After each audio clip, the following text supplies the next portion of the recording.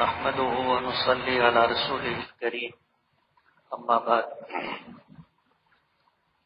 وأعوذ بالله من الشيطان الرجيم الحج أشهر معلومات فمن فرض فيهن الحج فلا رفث ولا فسوق ولا جدال في الحج وما تفعلوا من خير يعلمه الله وتزودوا فإن خير الزاد التقوى واتقون يا أولي الألباب صدق اللہ العظیم۔ بزرگان محترم اور عزیز دوستوں،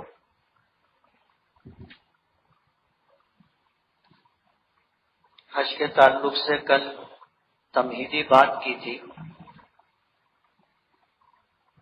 کل میں نے ایک حدیث پڑھی تھی کہ ہمارے آقا جناب رسول اللہ صلی اللہ علیہ وسلم نے یہ بات ارشاد فرمائی ہے کہ اسلام کی بنیاد 5 چیزوں پر ہے۔ ایک تو اللہ کی وحدانیت اور سرکار دو عالم صلی اللہ علیہ وسلم کے رسالت کی گواہی دینا، شہادت اللہ الہ الا اللہ وان محمد رسول اللہ۔ دوسری بنیاد ہے نماز قائم کرنا، تیسری بنیاد ہے رمضان کے روزے رکھنا، چوتھی بنیاد ہے زکوٰۃ دینا، اور 5ویں بنیاد ہے حج کرنا۔ نبی کریم صلی اللہ علیہ وسلم نے ایک حدیث میں ارشاد فرمایا کہ شہادت کی بنیاد حیثیت خیمے کے بیچ کے ستون کی، خیمہ ہوتا ہے، آپ نے تشبیہ دی، خیمہ ہوتا ہے، بیچ میں ایک ستون ہوتا ہے جو خیمے کے کپڑے کو اٹھا کر کے رکھتا ہے، اور اس کے 4 کونے ہوتے ہیں، ایک ہے نماز، دوسرا روزہ، زکوٰۃ اور حج۔ یہ آپ نے فرمایا کہ اگر بیچ کی یہ لکڑی نہ ہو، یہ ستون نہ ہو تو خیمہ کھڑا ہی نہیں ہوگا، خیمہ کھڑا ہی نہیں ہو سکتا۔ جسے ایمان کہتے ہیں، ایمان کے بغیر نماز، روزہ، زکوٰۃ، حج کی کوئی حیثیت نہیں۔ ایمان ہے تو نماز کا حکم ہے، ایمان ہے تو روزہ رکھنے کا حکم ہے، ایمان ہے تو زکوٰۃ ادا کرنے اور حج ادا کرنے کا حکم ہے۔ اگر کوئی شخص ایمان ہی نہیں قبول کیا تو اس سے یہ مطالبہ نہیں ہوتا کہ تو نماز پڑھ، روزہ رکھ، زکوٰۃ دے، حج کر۔ یہ مطالبہ ان سے ہے جو ایمان قبول کرتے، صاحب ایمان ہو تو ان سے ان ساری چیزوں کا مطالبہ ہوتا ہے۔ تو ایمان کی حیثیت خیمے کے لیے ستون کی حیثیت ہے، اور بقیہ 4 گوشے، 4 احکامات ہیں۔ ان میں سے جو حصہ کم ہوگا اس طرف سے خیمہ گرا ہوا ہوگا۔ حضور نے اس مثال کے ذریعے سے یہ بات سمجھائی۔ تو اسلام کی بنیاد ان 5 چیزوں پر ہے، ان میں سے ایک ہے حج۔ نماز کی فرضیت پہلے آ چکی تھی، روزے کی فرضیت آ چکی تھی، زکوٰۃ کی فرضیت آ چکی تھی، حج کی فرضیت سب سے اخیر میں آئی۔ کل میں نے اس بات کا تذکرہ کیا تھا کہ حج کی فرضیت سن 9 ہجری میں ہوئی، اور اللہ کے رسول صلی اللہ علیہ وسلم نے جو حج کا قافلہ ترتیب دیا تھا اس میں آپ خود تشریف نہیں لے گئے تھے۔ سن 9 ہجری کے حج میں نبی کریم صلی اللہ علیہ وسلم نے حضرت ابو بکر صدیق رضی اللہ تعالی عنہ کو امیر الحج بنا کر کے بھیجا تھا، آپ تشریف نہیں لے گئے۔ اس کی بھی وجوہات علماء اور شارحین حدیث نے ذکر کی ہے، لیکن جب سن 10 ہجری آیا تو نبی کریم صلی اللہ علیہ وسلم نے حج کرنے کا اعلان کیا۔ آپ نے حج کا اعلان کیا۔ آپ کے حج کے اعلان کرنے کی وجہ سے لوگ جوک در جوک مدینہ منورہ پہنچنے لگے، اور جس وقت آپ نے حج کا سفر اختیار فرمایا تو بہت سارے لوگ ایسے تھے جو راستے میں آ کر کے قافلے میں شامل ہوئے، جو مدینہ منورہ نہیں پہنچ سکے تھے وہ راستے میں آ کر کے شامل ہوتے رہے۔ کچھ ایسے لوگ بھی تھے جو براہ راست اخیر وقت میں حج کے اعمال و افعال شروع ہو چکے تھے، تب جا کر کے وہ شامل ہوئے، میدان عرفات میں پہنچے۔ تو یہ کم و بیش 1,24,000 افراد کا قافلہ تھا جو حج کے لیے مدینہ منورہ سے نبی کریم صلی اللہ علیہ وسلم کی عمارت میں نکلا تھا۔ علماء نے لکھا ہے کہ کسی نبی کی قیادت میں، سیادت میں، عمارت میں اتنا بڑا قافلہ کبھی حج کے لیے نہیں نکلا، اور جو لوگ نکلے تھے ان سے زیادہ متقی، پرہیزگار، ایمان و اعمال کے اعتبار سے مضبوط افراد نہیں ملیں گے آپ کو۔ ظاہر بات ہے یہ سب صحابہ تھے، اور میں نے کل یہ بات کہی تھی کہ اللہ پاک نے اپنے نبیوں کی رفاقت کے لیے، ساتھ کے لیے جن لوگوں کو چنا تھا وہ صحابی کہلاتے۔ اپنے نبی کا ساتھ دینے کے لیے، ساتھ رہنے کے لیے جن لوگوں کو اللہ پاک نے چنا اور منتخب کیا تھا وہ صحابی ہیں۔ اسی لیے حضور نے فرمایا کہ اللہ اللہ فی اصحابی لا تتخذوهم غرضا من بعدی فمن احبهم فبحبی احبهم ومن ابغضهم فببغضی ابغضهم۔ آپ نے فرمایا کہ میرے صحابہ کے معاملے میں اللہ سے ڈرنا، میرے صحابہ کے معاملے میں اللہ سے ڈرنا، میرے صحابہ کے معاملے میں اللہ سے ڈرنا، 3 مرتبہ آپ نے یہ بات ارشاد فرمائی۔ اور پھر آپ نے یہ فرمایا کہ جو ان سے محبت کرے گا اس کو مجھ سے محبت ہے، اس لیے وہ میرے صحابہ سے محبت کرے گا، اور جو ان سے بغض رکھے گا اس کو مجھ سے بغض ہے، اس لیے وہ میرے صحابہ سے بغض رکھے گا۔ ایک معیار اور پیمانہ دیا۔ ظاہر بات ہے اتنا بڑا قافلہ، اتنی بڑی تعداد میں ایسے پاکیزہ لوگوں پر مشتمل، نہ آپ کے بعد آج تک ایسا قافلہ بنا اور نہ قیامت تک بنے گا۔ اللہ کے رسول صلی اللہ علیہ وسلم نے حج کا باقاعدہ اعلان کیا تھا، اور آپ کا حج کیسا تھا، آپ نے حج کے اعمال و افعال کیسے ادا کیے، پوری تفصیل حدیثوں میں ملتی ہے کہ اللہ کے رسول صلی اللہ علیہ وسلم مدینہ منورہ سے نکلے تو کب نکلے، کس دن نکلے، اور پھر جب آپ بیر علی ذوالحلیفہ پر پہنچے تو کب پہنچے، اور کب تک کتنی دیر آپ نے قیام فرمایا، پوری تفصیل حدیثوں میں ملتی ہے۔ 5 دن کی حج کی کلاس میں ان تفصیلات کا ذکر کرنا بہت مشکل ہے، اس لیے تفصیلی حج کلاس غربیت کی مسجد میں چلتی ہے، وہاں آپ یہ بات سن لیں گے۔ حج کے لفظی معنی آتے ہیں ارادہ کرنے کے۔ آدمی کسی چیز کا ارادہ کرے اس کو کہتے ہیں حج، یہ لفظی معنی ہے۔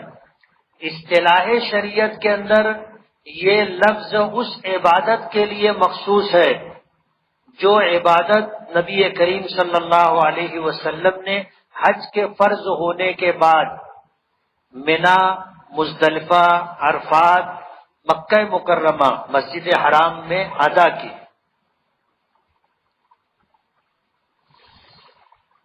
حج کی تعریف اصطلاح شریعت میں یا فقہی اعتبار سے جو تعریف کی جاتی ہے وہ یہ کہ حج کچھ ایسے مخصوص اعمال و افعال کا مجموعہ ہے جنہیں مخصوص وقت میں مخصوص مقامات پر ادا کیا جاتا ہے، اور وہ ہے منا کا قیام، مزدلفہ کا وقوف، عرفات کا وقوف، اور پھر بیت اللہ کا طواف، صفا مروہ کی سعی۔ اس کے لیے مقامات مقرر ہیں۔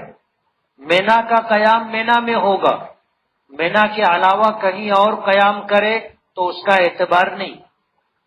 عرفات کا وقوف میدان عرفات میں ہوگا، میدان عرفات چھوڑ کر کے اگر کوئی وقوف کرتا ہے تو اس کا اعتبار نہیں. مزدلفہ کا وقوف مقام مزدلفہ میں ہوگا اور طواف بیت اللہ کے ارد گرد ہوگا اور سعی صفا مروہ کے درمیان ہوگی. اور حج کے لیے دن بھی مقرر ہے کہ ذی الحجہ کی 8 تاریخ، 9 تاریخ، 10 تاریخ، 11 تاریخ اور 12 تاریخ، یہ حج کے 5 دن ہیں.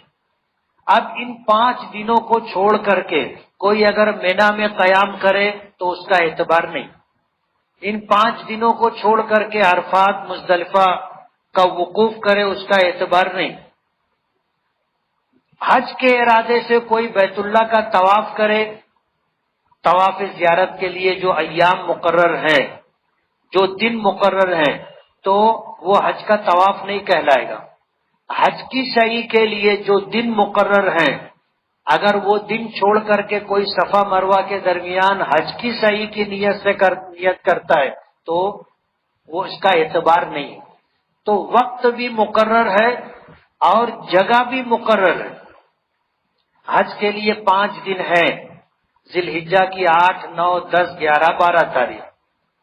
اور پھر ان میں جو اعمال ہیں ان کی ادائیگی کے لیے مقام اور جگہ متعین ہے کہ تم کو اس جگہ پر ہی یہ کام کرنا ہے تو ہی اس کا اعتبار ہے. تو حج کہتے ہیں کچھ ایسے مخصوص اعمال و افعال کے مجموعے کو جسے مقررہ وقت پر مقررہ مقام پر ادا کرنا ہے، یہ حج کہلاتا ہے. حج کی 3 قسمیں علماء نے بیان کی. ایک ہے حج افراد، اور ایک ہے حج تمتع، اور ایک ہے حج قران. حج کی یہ 3 قسمیں. ہمارے یہاں امام اعظم ابو حنیفہ رحمۃ اللہ علیہ کے نزدیک حج قران سب سے افضل. حج قران سب سے افضل. دیگر ائمہ میں سے کسی کے نزدیک حج افراد افضل ہے، کسی کے نزدیک حج تمتع افضل ہے. میں تفصیل میں نہیں جانا چاہوں گا. ہمارے نزدیک حج قران سب سے افضل ہے. حج افراد کہتے ہیں کہ آدمی جب اپنے مقام سے سفر کرے، جیسے ہم مالیگاؤں کے رہنے والے ہیں، ہم مالیگاؤں سے نکلے تو جب ہم جہاز میں بیٹھیں گے تو حج کا احرام باندھ کر کے بیٹھیں گے، عمرے کا احرام نہیں، صرف حج کا احرام باندھ کر کے بیٹھیں گے. اور میقات یا لملم سے پہلے ہم تلبیہ پڑھ لیں گے، حج کی نیت کر لیں گے، اور ہم مکہ مکرمہ جائیں گے. مکہ مکرمہ جانے کے بعد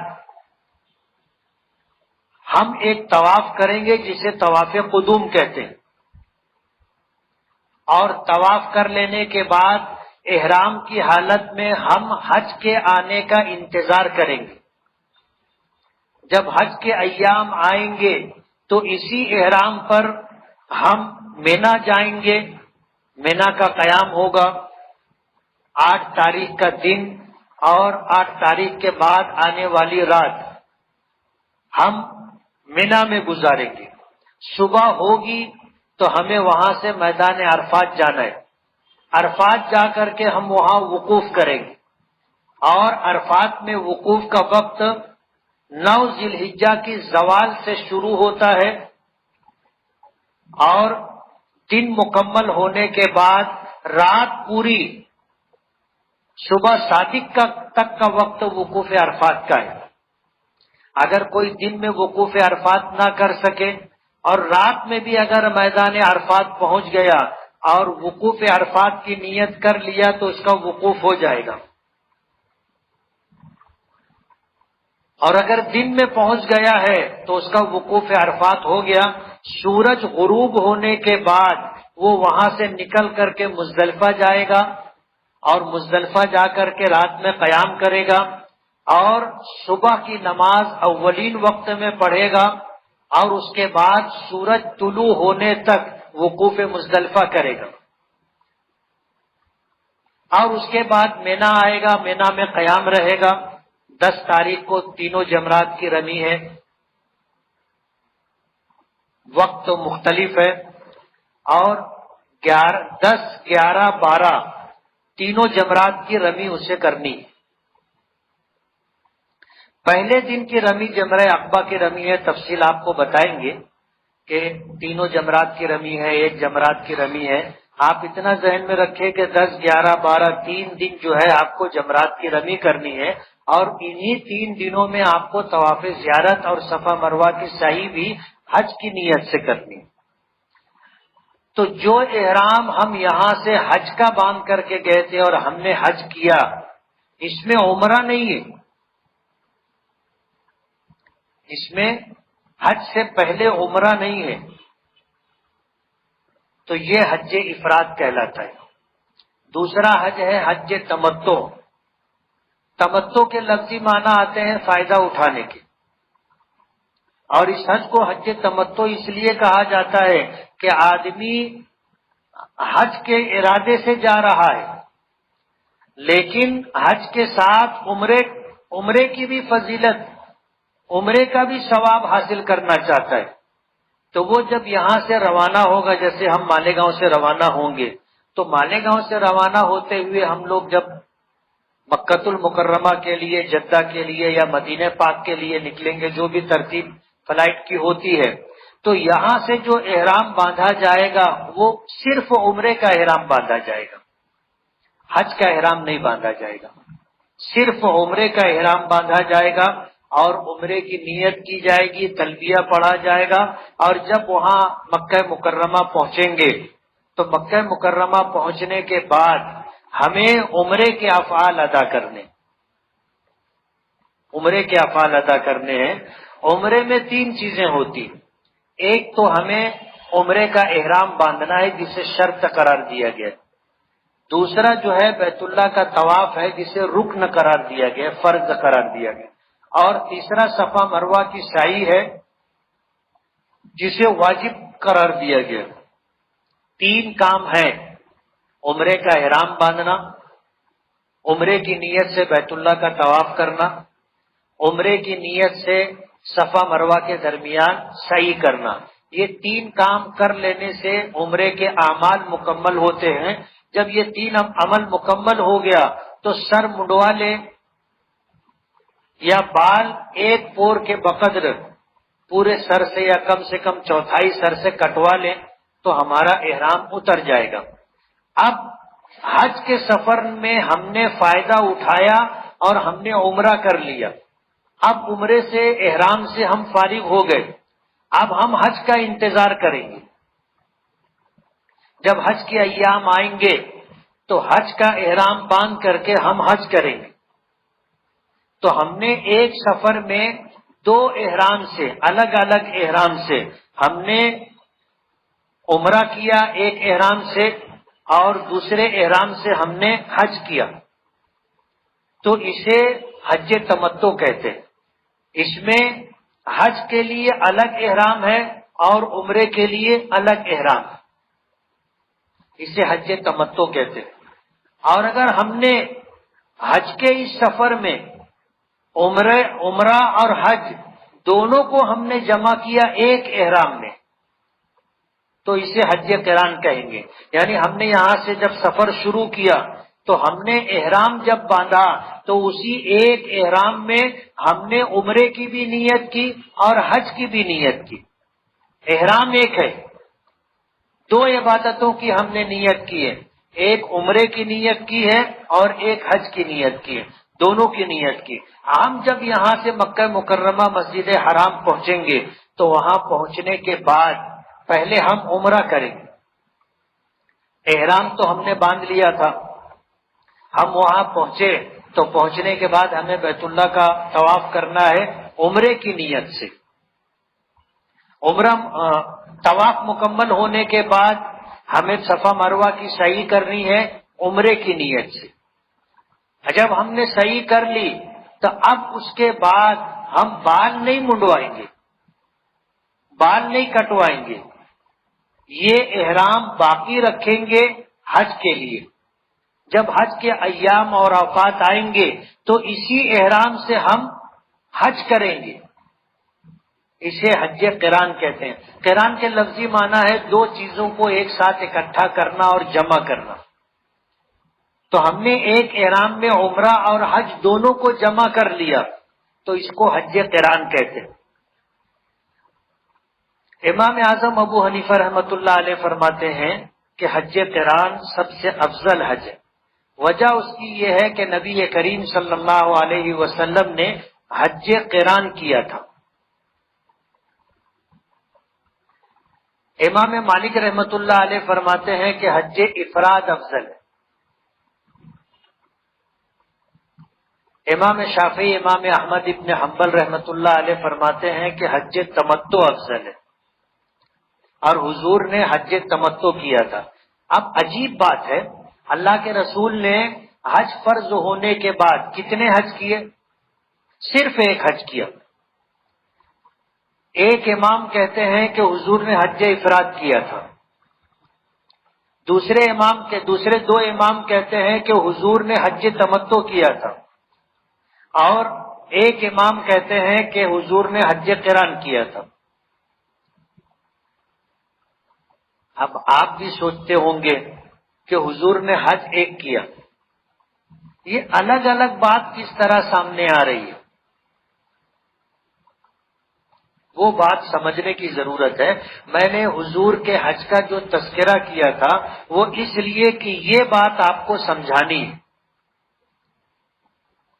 شریعت میں آپ دیکھو گے فقہی اعتبار سے 4 مسلک ہیں، حنفی، شافعی، حنبلی اور مالکی، اور چاروں کو ماننے والے لوگ ہیں۔ سب سے زیادہ ماننے والے لوگ امام اعظم ابو حنیفہ رحمۃ اللہ علیہ، اس کے بعد امام شافعی ہیں، پھر امام احمد ابن حنبل ہیں، پھر امام مالک ہیں۔ اور اللہ نے ان چاروں اماموں کو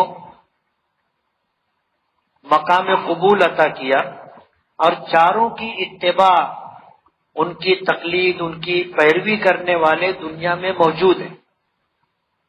یہی 4 مسلک دنیا میں چلے، اس کے علاوہ اور بھی بہت فقیہ اور بہت سارے علماء و محدثین گزرے، ان کا اپنا مسلک تھا لیکن اس کو کسی نے قبول نہیں کیا۔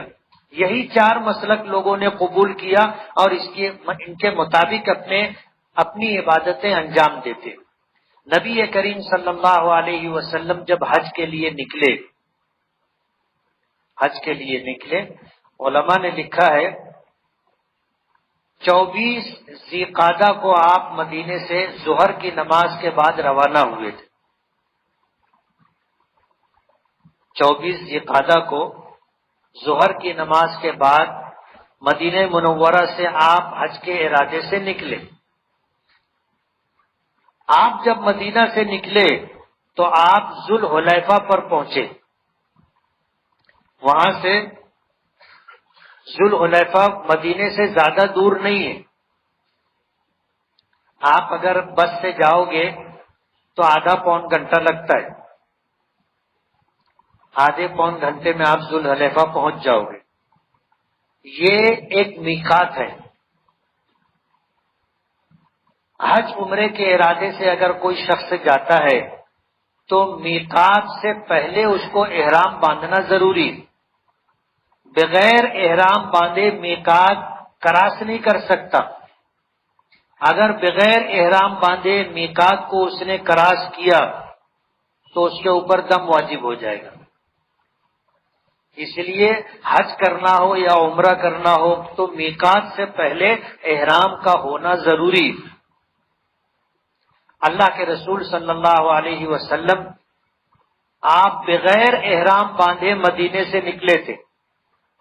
ذوالحلیفہ پر آپ پہنچے، آپ نے وہاں عصر کی نماز پڑھی، مغرب کی نماز پڑھی، عشاء کی نماز پڑھی، رات آپ نے قیام کیا، اور اس رات میں تمام بیویوں سے آپ نے خصوصی ملاقات کی، جو احرام سے پہلے کر لینا چاہیے۔ وجہ اس کی یہ ہے کہ احرام کی پابندیوں میں یہ چیز بھی ہے کہ آدمی ہم بستری نہیں کر سکتا، اس کے بارے میں بات نہیں کر سکتا، اشارہ کنایا نہیں کر سکتا، اور ایسی نیت اور ارادہ بھی دل میں نہیں رکھے۔ اس لیے اس طرح کا کوئی خیال نہ آئے، وہ ضرورت آدمی پہلے پوری کر لے۔ اللہ کے رسول صلی اللہ علیہ وسلم نے ذوالحلیفہ میں رات میں قیام فرمایا تھا، تمام بیویوں سے ملاقات کی تھی۔ فجر کی نماز سے پہلے آپ نے غسل فرمایا، فجر کی نماز پڑھی اور آپ نے احرام باندھا۔ جب آپ نے احرام باندھا تو آپ نے حج کی نیت کی۔ کیا نیت کی؟ ذرا بولو آپ لوگ۔ حج کی نیت کی۔ اس کو یاد رکھنا تو بات سمجھنے میں آسانی ہوگی۔ آپ نے حج کی نیت کی، اور زمانہ جاہلیت سے یہ طریقہ چلا آ رہا تھا۔ حج کے جو 2 مہینے 10 دن ہیں، اسے اشہر حج کہا جاتا ہے۔ شوال کا پورا مہینہ، ذی القعدہ کا پورا مہینہ، اور ذی الحجہ کے 10 دن۔ کتنے ہوئے یہ؟ 2 مہینے 10 دن۔ زمانے جاہلیت میں ایسا مشہور تھا، اور انہوں نے اپنے طور پر یہ سمجھ لیا تھا کہ اشہر حج میں عمرہ کرنا افجر الفجور ہے، یعنی گناہوں میں سب سے بڑا گناہ ہے۔ تو وہ لوگ شوال، ذی القعدہ اور ذی الحجہ کی 10 تاریخ تک عمرہ نہیں کرتے تھے۔ تو اللہ کے رسول صلی اللہ علیہ وسلم اور تمام صحابہ کرام نے کیا نیت کی تھی؟ حج کی نیت کی تھی، صرف حج کی نیت کی تھی۔ حج کا احرام باندھ کر کے۔ احرام کس کو کہتے ہیں؟ احرام نیت کا نام ہے۔ احرام کس کا نام ہے؟ نیت کا نام ہے۔ کہ آدمی عمرہ کرنا چاہتا ہے تو عمرے کی نیت کرے کہ اللہم انی ارید العمرۃ فیسرھا لی وتقبلھا منی، کہ اللہ میں نے عمرے کی نیت کی ہے، آپ اسے میرے لیے آسان فرما دیں اور قبول فرما لیں۔ یہ عمرے کی نیت ہے۔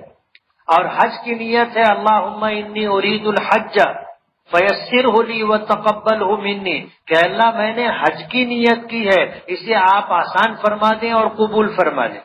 اس نیت کا نام احرام ہے۔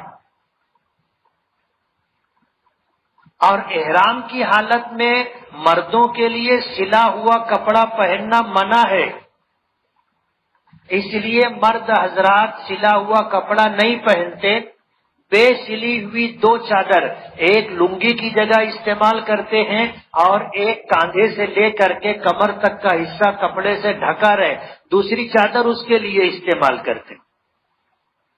تو یہ احرام کی چادر ہے، احرام کا کپڑا ہے، یہ احرام نہیں ہے۔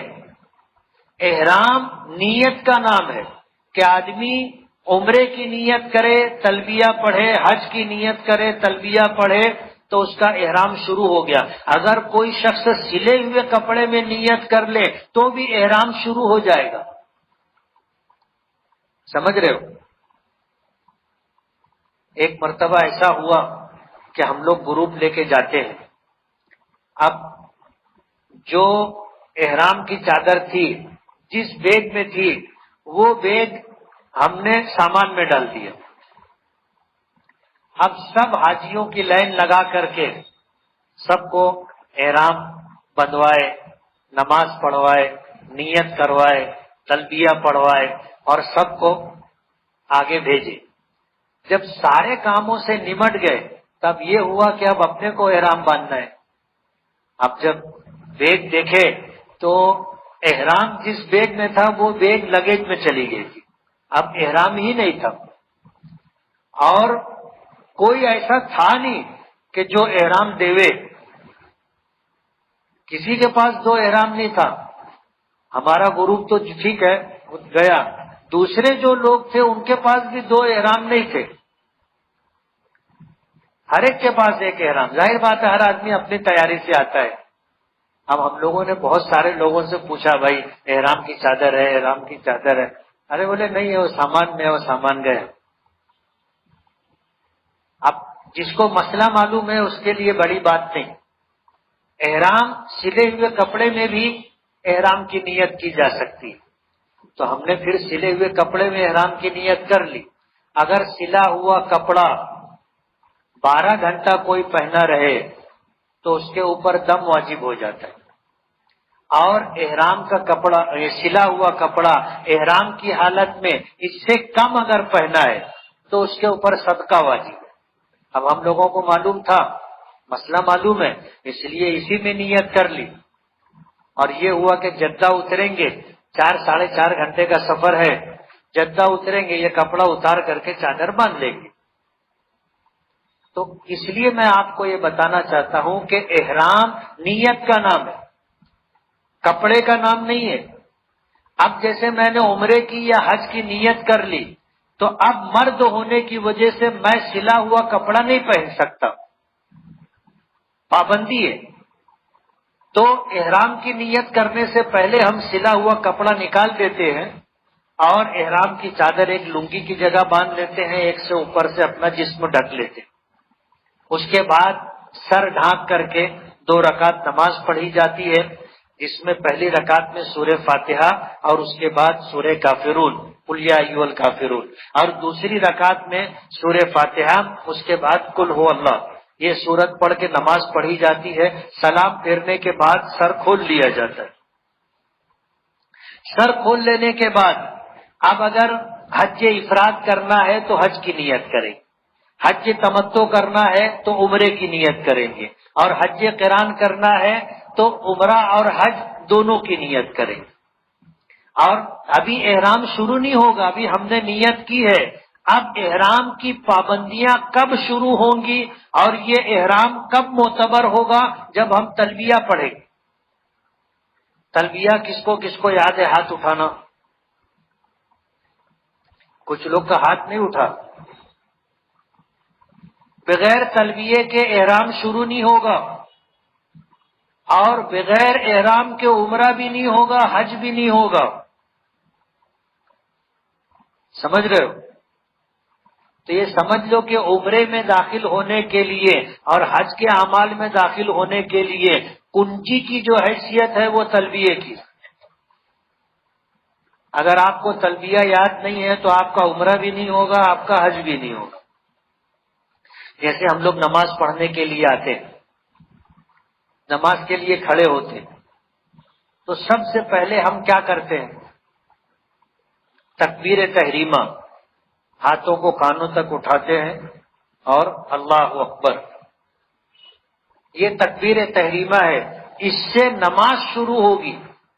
اب اگر کوئی آ کر کے تکبیر تحریمہ نہ کرے اور ہاتھ باندھ کے کھڑا ہو جائے تو اس کی نماز شروع ہوگی، حالانکہ وہ وضو بھی کر چکا، وضو سے پہلے استنجا بھی کر چکا، اور آ کر کے نماز کی نیت سے صف میں کھڑا بھی ہو گیا، اور اس نے پوری نماز جس طرح پڑھی جاتی ہے اسی طرح پڑھی، لیکن اس کی نماز نہیں ہوگی۔ کیوں؟ اس نے تکبیر تحریمہ نہیں کہی۔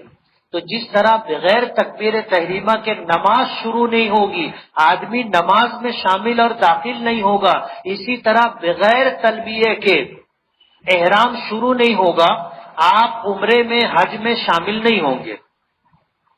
تو تلبیہ یاد کرنا ضروری ہے۔ تلبیہ ہے لبیک اللہم لبیک، لبیک لا شریک لک لبیک، ان الحمد والنعمت لک والملک لا شریک لک، یہ ہے تلبیہ۔ اور ہر حاجی کے لیے اس کا یاد ہونا ضروری ہے، ورنہ اس کے بغیر کچھ نہیں ہے۔ کیا ہوگا؟ لوگ پوچھیں گے کہاں گئے تھے؟ بولے کہیں نہیں۔ کیا کر کے آئے؟ بولے کچھ نہیں۔ سمجھ رہے ہو؟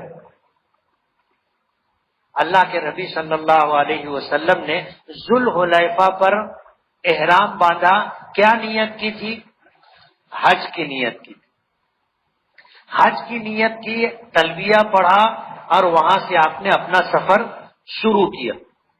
ذوالحلیفہ میں بیر علی میں وہاں ایک مسجد ہے، بہت بڑی مسجد، بہت شاندار اور خوبصورت مسجد ہے، بہت بڑا انتظام ہے وہاں نہانے کا، وضو کرنے کا، بہت بڑا انتظام ہے۔ مدینے کی طرف سے، مدینے سے اور مدینے کی طرف سے جو لوگ آتے ہیں مکہ جانے کے لیے وہ ادھر سے ہی گزرتے ہیں، یہیں سے ان کو احرام باندھنا رہتا ہے۔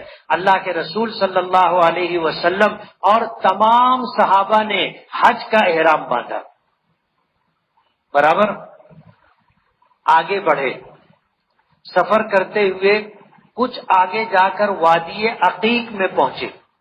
مدینہ منورہ کے قریب ایک وادی ہے، وادی کہتے ہیں پہاڑ کے دامن کو، دو پہاڑ ہو اور اس کے بیچ میں جو گہرائی کا حصہ ہوتا ہے اس کو وادی کہا جاتا ہے۔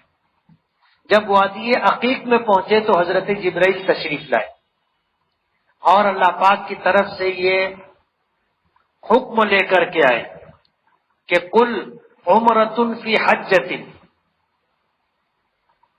کہ آپ نیت کرو، زبان سے الفاظ ادا کرو کہ میں حج میں عمرے کی بھی نیت کرتا ہوں، حج میں عمرے کی بھی نیت کرتا ہوں۔ اور اللہ پاک کی منشا یہ تھی، زمانہ جاہلیت میں جو لوگوں میں غلط بات مشہور تھی کہ ان اشہر حج شوال، ذیقعدہ اور ذی الحجہ کے 10 دنوں میں عمرہ کرنا کائنات کا سب سے بڑا گناہ ہے، اسے ختم کرنا تھا۔ اس لیے اللہ کے نبی صلی اللہ علیہ وسلم سے حضرت جبرائیل نے اللہ کا پیغام دیتے ہوئے یہ کہا کہ آپ حج میں عمرے کی بھی نیت کر لیں، تو حضور نے نیت کر لی، عمرۃ فی حجۃ۔ اب حج اور عمرہ دونوں کو جمع کر لیا، اور حج عمرہ دونوں کو جمع کر کے اب آپ سفر کر کے 4 ذی الحجہ کو آپ مکہ مکرمہ پہنچے۔ سفر میں کتنے دن لگے؟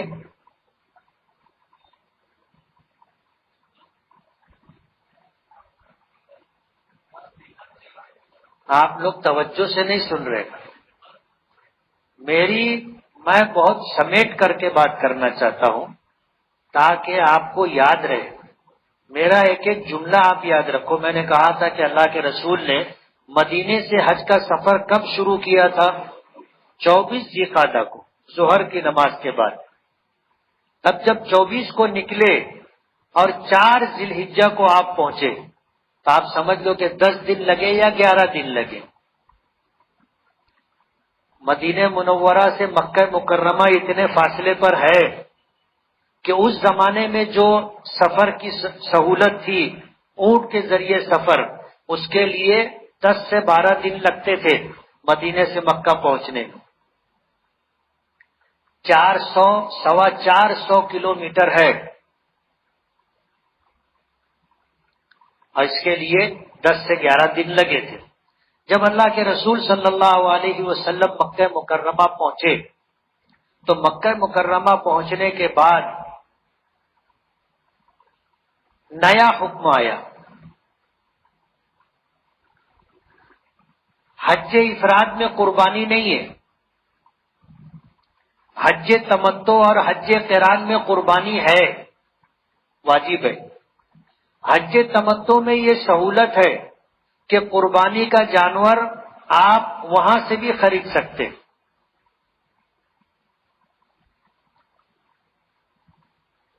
مکہ مکرمہ سے۔ حج تمتع میں وہاں خرید کر کے آپ قربانی کریں گے، کوئی بات نہیں۔ کچھ ائمہ کے نزدیک حج قران کے لیے آدمی کو قربانی کا جانور اپنے ساتھ لے کر کے جانا ہوگا۔ جیسے ہم لوگ جاتے ہیں تو ہم کو بمبئی سے ہی جانور لے کے جانا پڑے گا۔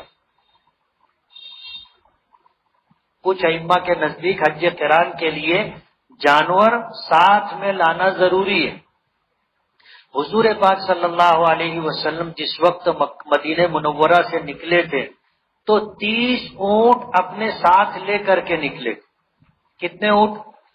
30 اونٹ۔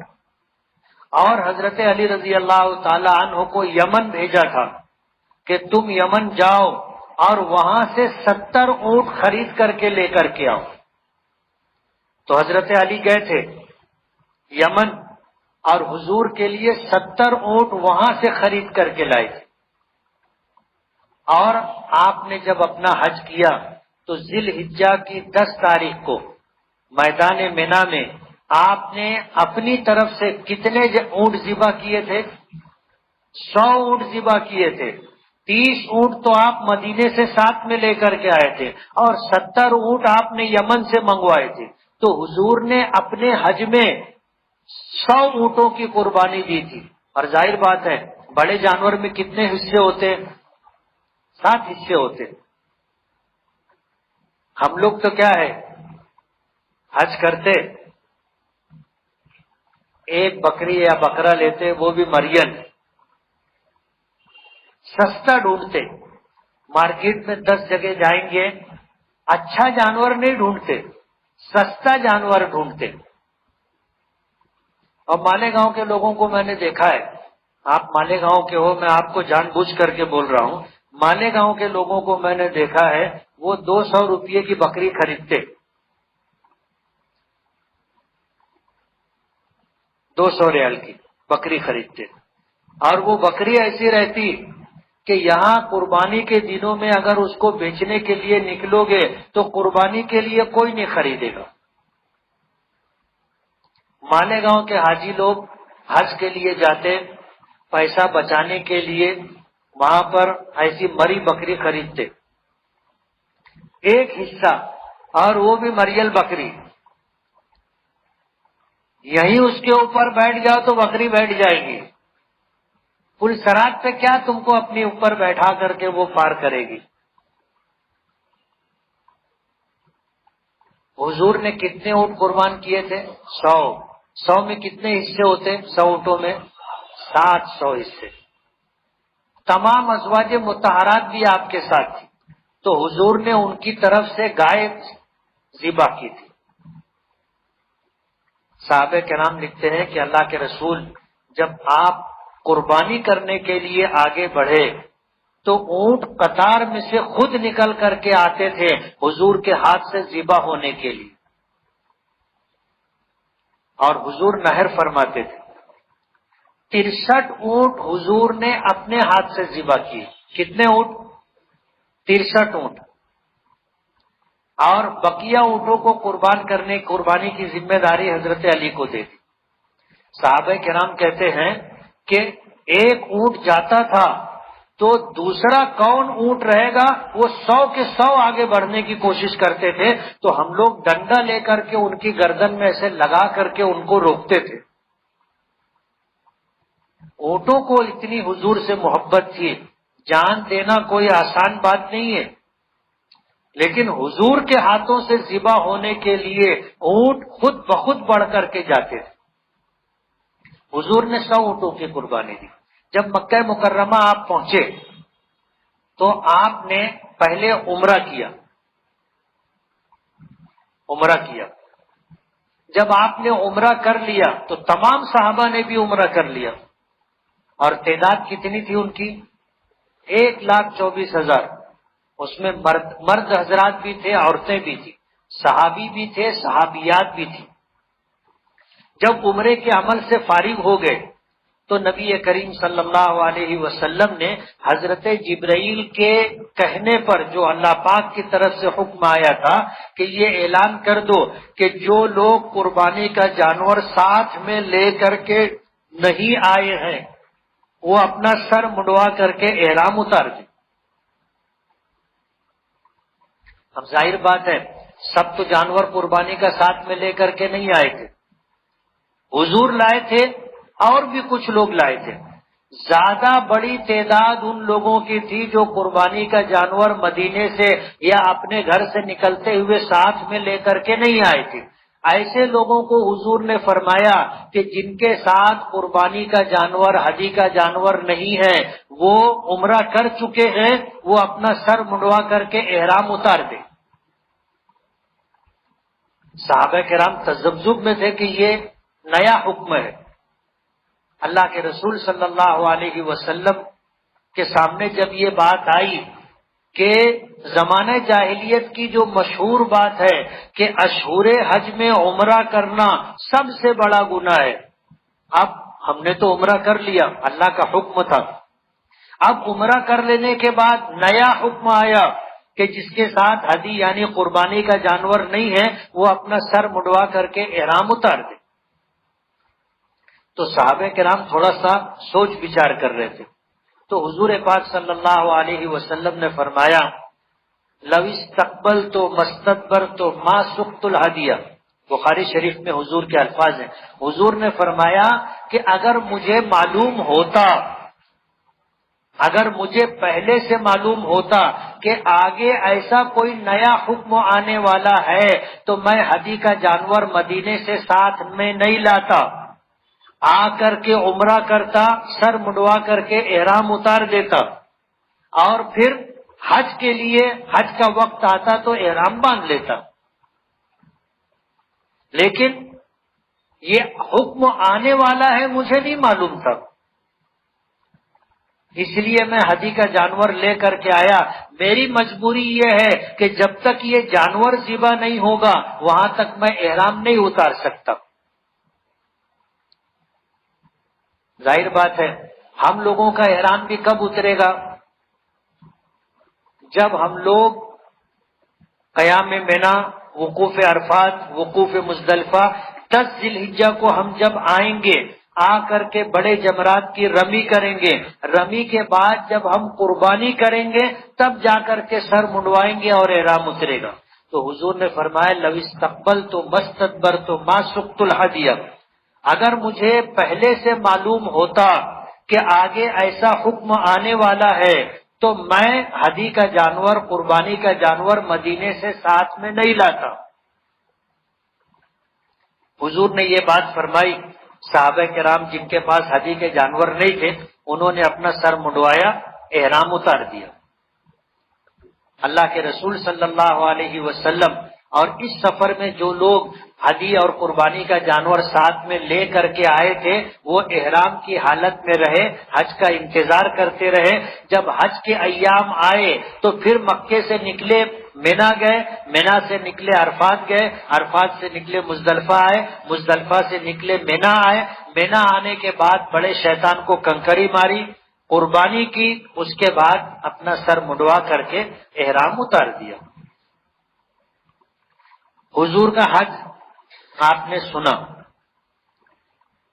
امام اعظم ابو حنیفہ رحمۃ اللہ علیہ، امام مالک رحمۃ اللہ علیہ فرماتے ہیں کہ حج افراد افضل ہے۔ لوگوں نے پوچھا کیوں؟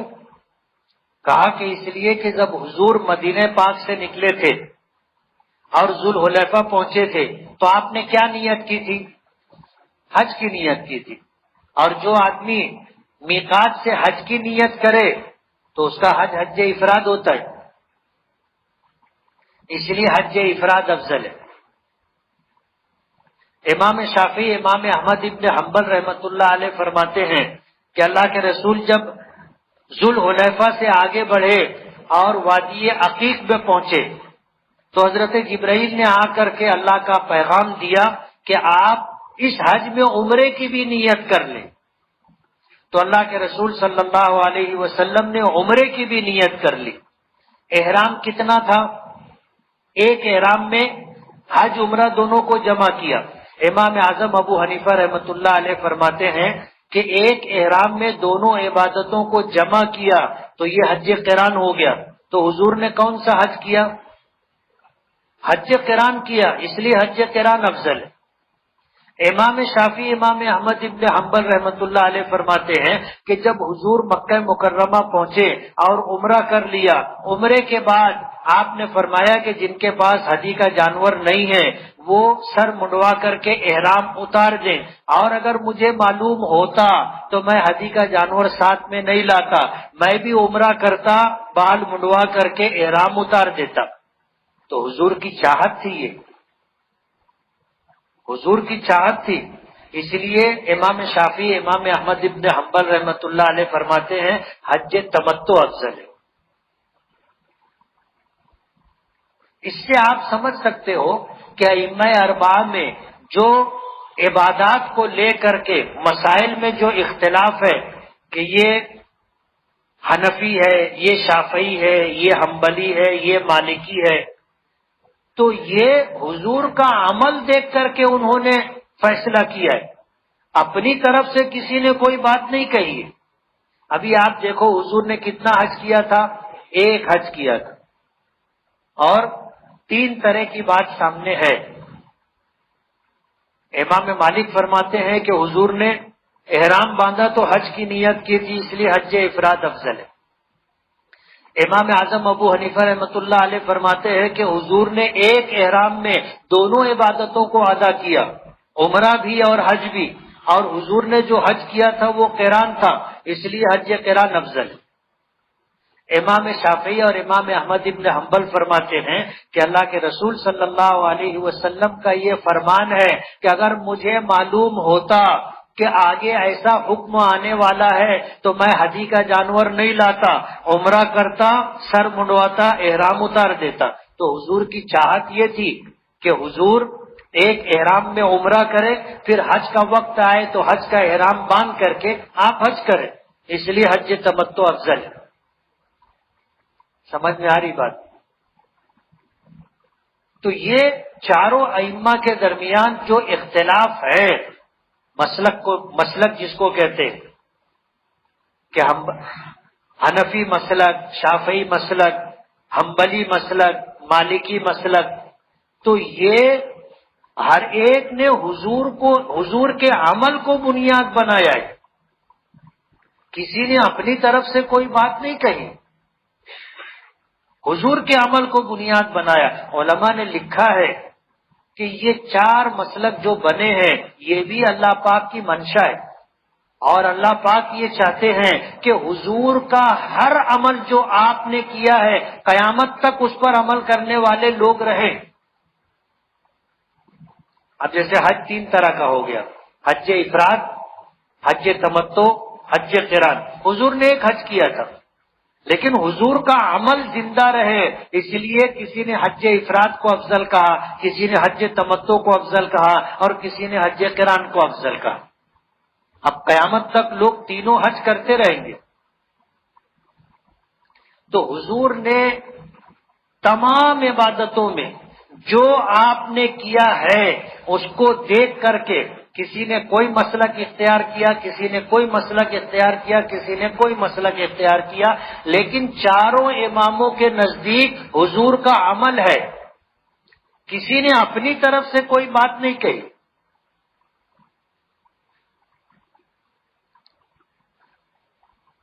اب جن لوگوں نے حضور کے ساتھ حج کیا تھا اور حجی کا جانور نہیں لائے تھے، انہوں نے عمرہ کر لیا، سر مڈوا کر کے احرام اتار دیا،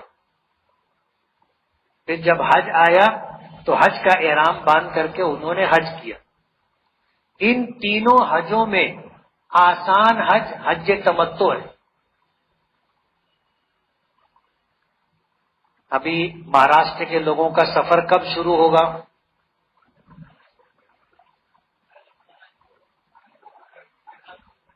18 جون۔ وہاں سے حج میں کتنے دن باقی رہیں گے؟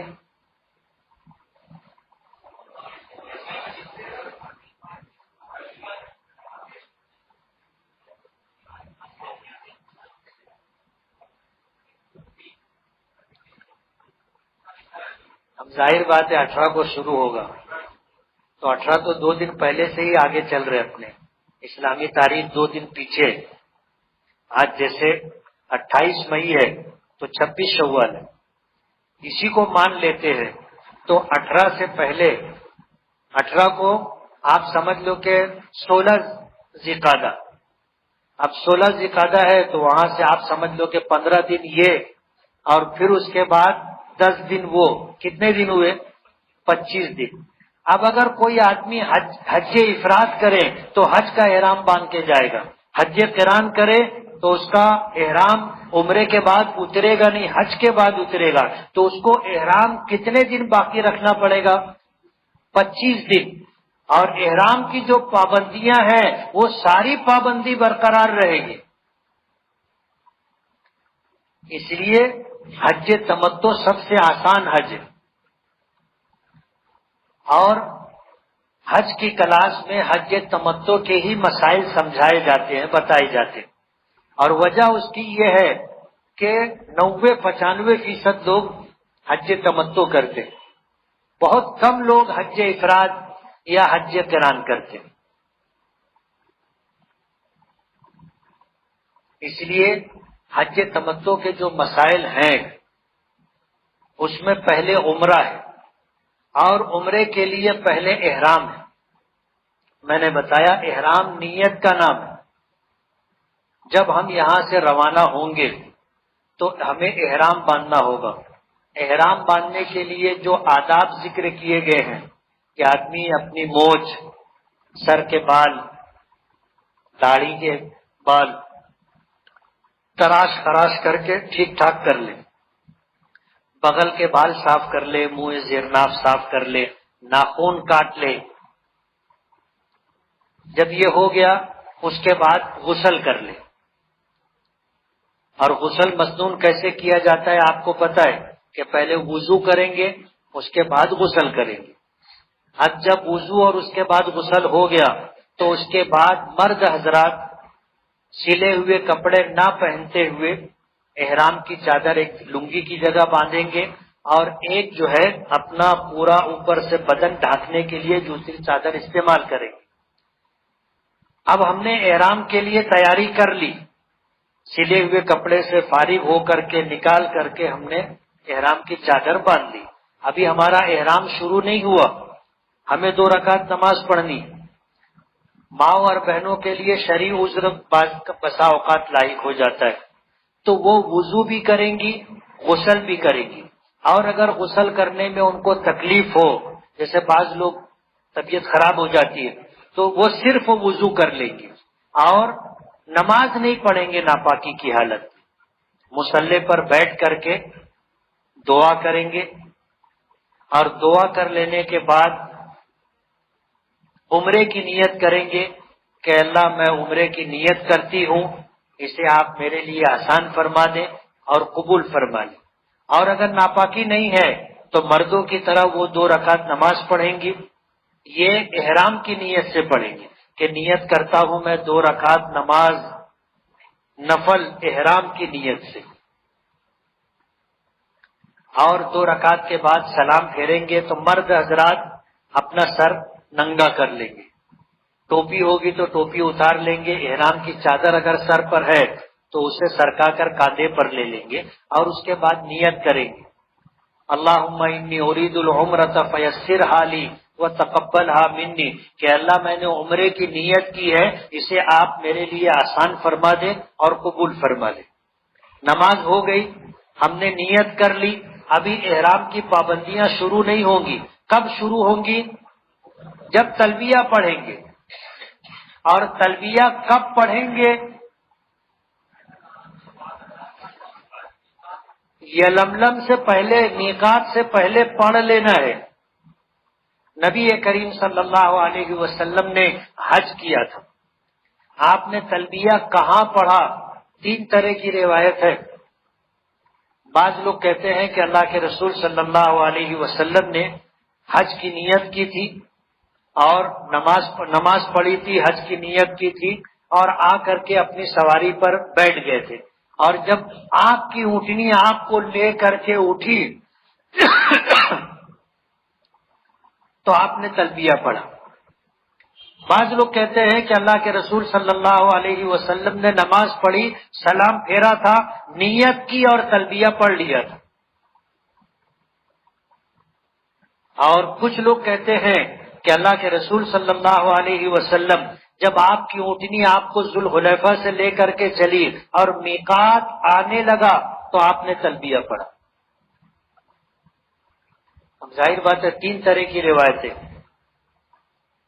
علماء نے لکھا کہ اللہ کے رسول صلی اللہ علیہ وسلم نے جس وقت نماز پڑھی تھی اس وقت جو آپ کے قریب تھے انہوں نے آپ کو تلبیہ پڑھتے ہوئے سنا تو انہوں نے کہا کہ حضور نے نماز مکمل کی، حج کی نیت کی اور تلبیہ پڑھا۔ باقی لوگوں نے نہیں سنا تھا۔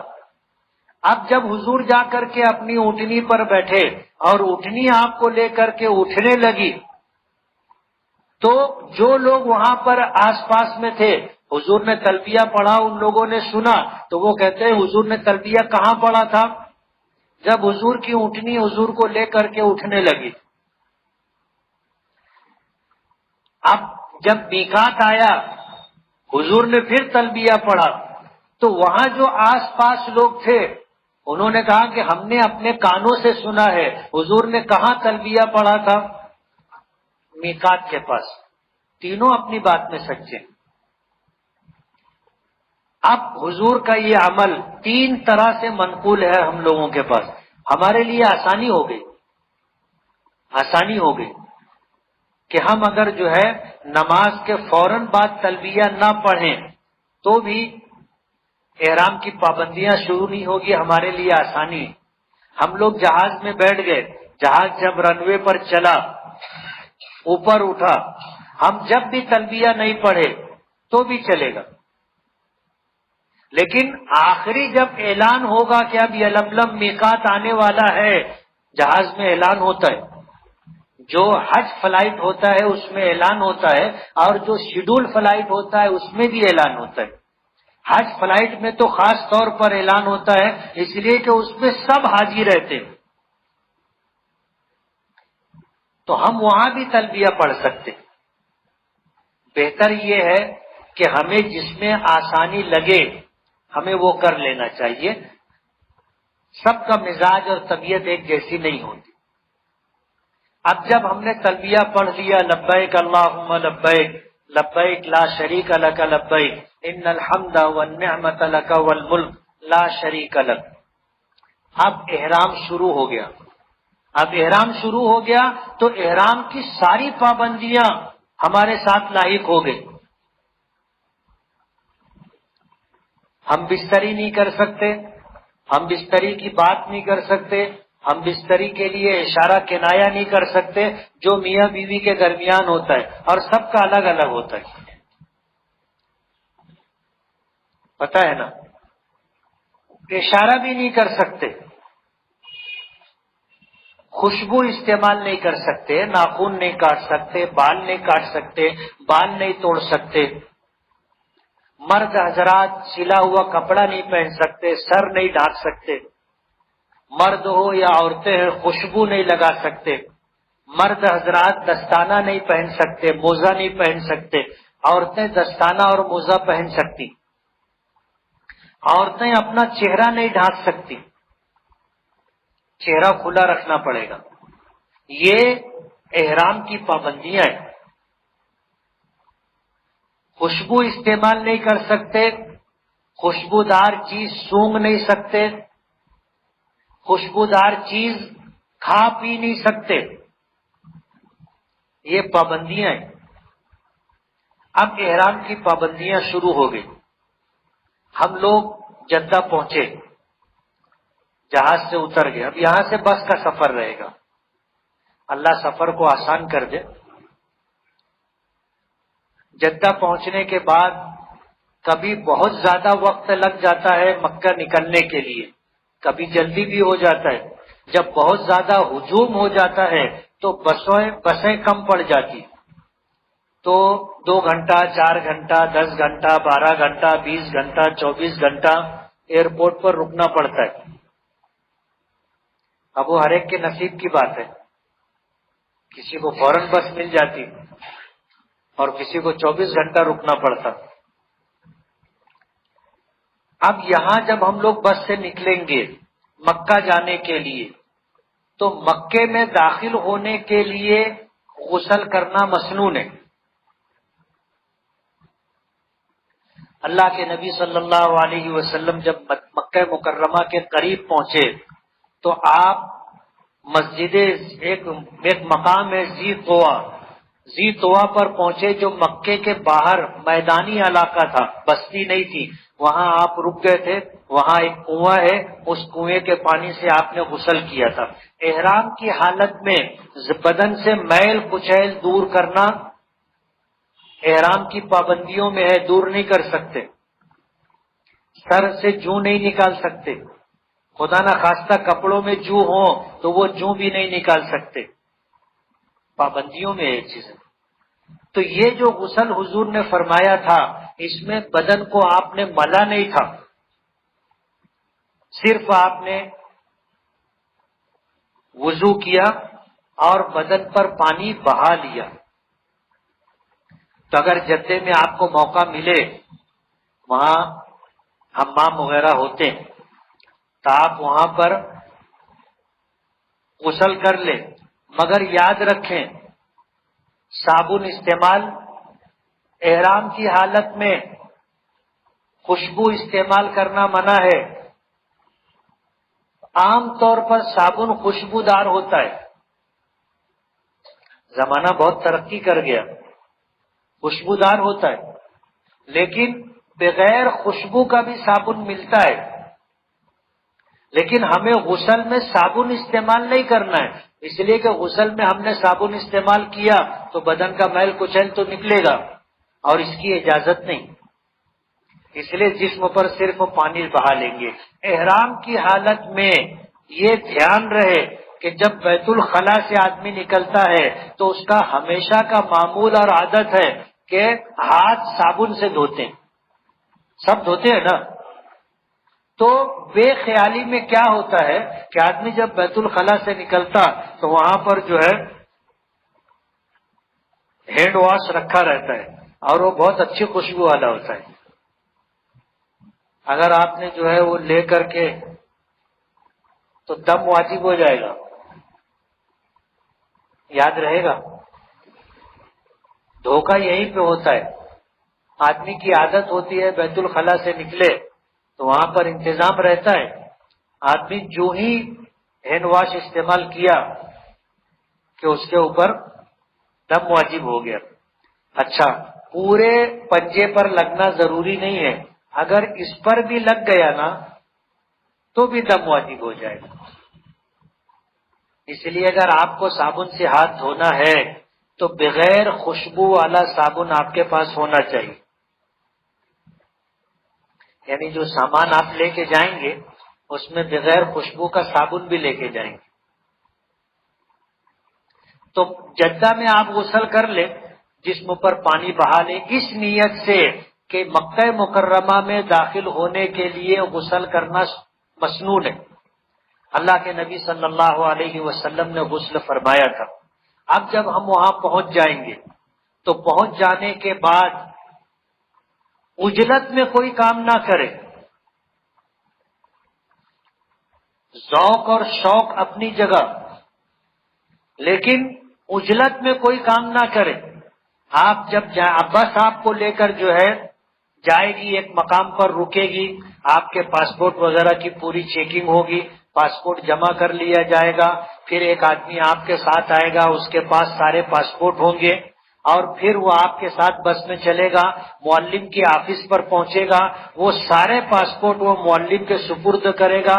اس پاسپورٹ کے بدلے میں آپ کو ہاتھ میں پہننے کے لیے کڑا دیا جائے گا، آپ کو معلم کا کارڈ دیا جائے گا، آپ کو جس بلڈنگ میں رکنا ہے اس بلڈنگ کا کارڈ آپ کو دیا جائے گا، اور پھر آپ کو وہ بلڈنگ پر لے جائیں گے۔ آپ بس سے اپنا سامان اتاریں، آپ کو جو کمرہ دیا گیا ہے اس کمرے میں جا کر کے اپنے لیے جو پلنگ آپ کو لینا ہے، آپ پلنگ کے اوپر سامان رکھ کر کے اپنا تابا لے لیں کہ یہ پلنگ میری۔ اس کے بعد اب آپ کو عمرے کے لیے جانا ہے۔ کچھ لوگ ایسے ہوں گے جو پہلے سے وہاں جا چکے ہیں، ان کو معلومات ہے، تو وہ لوگ جو ہے بس اکیلے بھاگنے کے چکر میں ہوتے ہیں۔ ان سے یہ گزارش ہے کہ آپ کو اگر معلومات ہے، آپ نے پہلے حج یا عمرہ کر لیا ہے، تو جو پہلی مرتبہ اس سفر میں آپ کے ساتھ ہیں، آپ ان کو ساتھ میں لے لیں، ان کی رہنمائی کریں۔ ظاہر بات ہے انہوں نے عمرہ کیا اور آپ کے بتانے سے انہوں نے عمرہ کیا، آپ کی رہنمائی سے انہوں نے عمرہ کیا، آپ ساتھ ساتھ میں تھے۔ ہمارا عمرہ قبول نہیں ہوا، ان کا اگر قبول ہوا تو اپنی بھی نکل پڑے گی، سمجھ رہے ہو؟ پتہ نہیں کس کا عمل اللہ کی بارگاہ میں قبول ہو جائے۔ اس لیے جو ہے جن کا پہلا سفر ہے ان کی مدد کریں، آپ ان کی رہنمائی کریں۔ اور جب آدمی حج اور عمرے میں جاتا ہے نا تو اس کی عجیب کیفیت ہوتی، میں بتلا نہیں سکتا، ہر آدمی کی عجیب کیفیت ہوتی ہے۔ کسی کے اوپر رقت طاری ہو جاتی ہے وہ روتا ہی رہتا ہے، کچھ لوگ دم بخود رہتے، بولتے نا سٹپٹا گیا آدمی، ایک دم دم بخود رہتا ہے کہ وہ سوچتا ہے کہ یار میں اتنا گنہگار اور اتنی پاک زرزمین پر آ گیا، تو اس کی نا بولتی بند ہو جاتی ہے۔ کچھ لوگ ایسے ہوتے ہیں جو نارمل رہتے ہیں، سب کی الگ کیفیت ہوتی ہے، لیکن اکٹھا رہنا، اپنے ساتھیوں کو، گھر والوں کو ساتھ میں رکھنے کا آپ اہتمام کریں، سیانے نہ بنے، میرا لفظ یاد رکھیں، سیانے نہ بنے۔ ہم لوگوں کا ایک سفر تھا، اب ہم لوگوں کی بس جیسے ہی بلڈنگ کے پاس پہنچی، بھیونڈی کا ایک حاجی تھا، عمر دراز تھا، وہ اترا، بولے میں جا رہا ہوں عمرے کے لیے۔ ہم لوگوں نے روکا بھی کہ چچا رکو، ابھی اپنا سامان وغیرہ رکھ دو، پلنگ وغیرہ تابا لے لو، روم میں پہنچ جاؤ، پھر اہتمام کے ساتھ جانا نا۔ بولے نہیں مجھ کو سب معلوم ہے۔ وہ نہیں مانا، بار بار سمجھانے روکنے کے بعد بھی رکنے کے لیے تیار نہیں ہوا، چلا گیا عمرہ کرنے کے۔ اب سارے حاجیوں کا سامان اترا، سب کا سامان کمرے تک گیا، سب پورے سیٹل ہو گئے۔ سیٹل ہونے کے بعد گروپ بنا کر کے لوگوں کو ہم نے نکالنا شروع کیا، گئے۔ اب مسجد حرام سارے دروازے ایک جیسے لگتے، آدمی گھستا کدھر سے ہے دھیان نہیں دیتا، گیٹ کا نام کیا ہے، نمبر کیا ہے، دھیان نہیں دے، عجیب کیفیت ہوتی ہے، ان چیزوں پر آدمی کا دھیان جاتا نہیں ہے، بس اس کو تو یہ لگتا ہے کہ یار میں آیا عمرے کے لیے، اور یہی ایک دھن سوار رہتی ہے، کچھ سمجھ میں آتا نہیں۔ اب وہ اندر داخل ہو گیا، اس کے بعد بیت اللہ کا طواف کیا، صفا مروہ کی سعی کیا، اب اس کو نکلنا ہے۔ اب ظاہر بات ہے جس دروازے سے آیا ہے اسی دروازے سے نکلے گا تو اس کو لگے گا کہ ہاں یہی راست روڈ ہے، اور یہ روڈ پہ اپنے آگے جائیں گے، ایسے گھومیں گے تو اپنی بلڈنگ آ جائے گی۔ اب اگر بجائے اس گیٹ کے نکلنے کے ادھر سے نکلا تو بس وہ بلڈنگ پہ نہیں پہنچ پاتا، اچھے سیانے لوگ نہیں پہنچ پاتے۔ مالیگاؤں میں نہال صاحب گزرے، پتہ ہے نا آپ لوگوں کو، کیسے تھے وہ؟ مالیگاؤں میں سب سے زیادہ